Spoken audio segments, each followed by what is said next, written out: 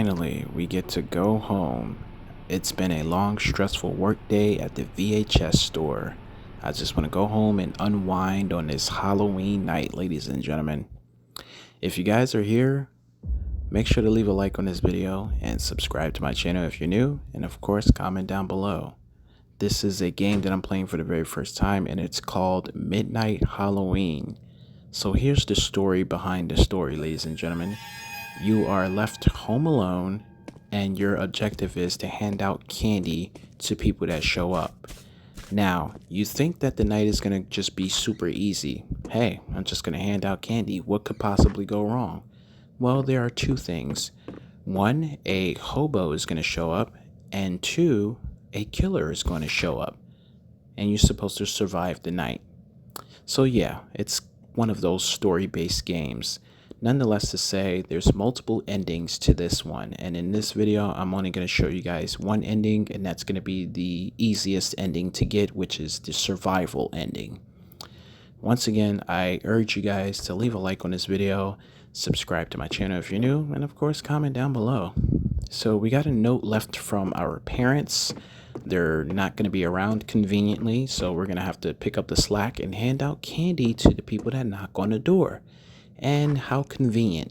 I literally just got home from work and someone is already knocking on my freaking door.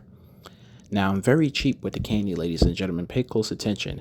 I walk over to the bowl and I pick up only one piece of candy and give it to the person that knocks on the door. Now, it's not something that I'm actually trying to do on purpose. It's the way that the game is physically set up. You can only give out one piece of candy. But I'm giving out some pretty quality candy. I said candy. I'm giving out some high quality candy. I said it again. Candy. I'm giving out some high quality candy. I'm putting the two words together, and it just doesn't sound right when it goes together. Sounds like I'm being racist. Anyway, nonetheless to say, as this video is going to progress on and on, more people are going to keep showing up to the house. I'm going to keep doing the same notion of giving out candy until the news report comes on the TV screen. And that's where, things start to take a turn. I'm also going to have to pick up some chores around the house because you can see the way the parents left the place. There's garbage all over the floor. When the rain starts, I'm going to have to mop, and then I'm going to have to take out the trash. So my parents are just awful in this freaking video game. They left everything for me to do. And I'm just a freaking struggling VHS store worker, okay? Now, you're probably wondering, why do I keep saying VHS? Because that's not part of the story. Well, this game sort of reminds me of the VHS store in which I worked there in Roblox at midnight, and it has sort of like the same setup here. First person view. You got the rippling effect on the screen, like if I'm looking at an old movie in a VCR, so that's the sort of connection that I'm trying to make here. But nonetheless to say, this was a great game. It was a great game. It's not very scary until the killer actually shows up and he starts to chase you. You hear all the sound effects in the backgrounds and everything of that nature. Notice how my living room is stocked heavy in here. All of these weapons. And you're probably thinking, what do you need the weapons for? Well, if the weapons are here, you're probably going to need them for a secret ending. You probably have to actually kill the killer using one of those weapons. But they're Robux options. They're not free. So you can choose to basically do that if you want. You know what I mean? But I don't recommend it because the weapons are super expensive and they might not even be that great in this game. I couldn't really tell. Anyway, more people are going to continuously show up. Like I mentioned, there's also going to be a hobo, which is a homeless person. Don't know why they showed up, but they were at my garbage and they decided to knock on the door and ask for candy. Now, we gave them the candy, in which I'm not going to lie, I thought they was going to give us an option, like, do we give him candy or do we tell him to scram? But it was just give him candy. So we gave him candy. We expected him to report back to us when he sees, something strange outside our home, but he never really did. So I started to basically believe that he was the stalker, stranger killer person. But turns out when you guys see the rest of the video, he actually wasn't. The man got killed just for being homeless, and that sucks. To translate it into real world situations, yeah, the world sucks right now. You know what I mean? We got poverty situations, pollution, we got endangered species. This is not a great place to live, but it's all that we have, so we should cherish it while we can. That's my message to all of you guys out there. Anyway, I hate to abandon you for the rest of the video because it goes on for like 20 plus minutes, but I really have no other thoughts. You know what I mean? Like I said, it's pretty straightforward. You hand out the candy, the news report comes on the TV, then you have to run and try to escape the killer and survive as long as you can until the cops show up. Now, they do have a cutscene at the end. I don't think the cops actually ever showed up, but it showcases that I survived and I got the badge. So that was the ending number one.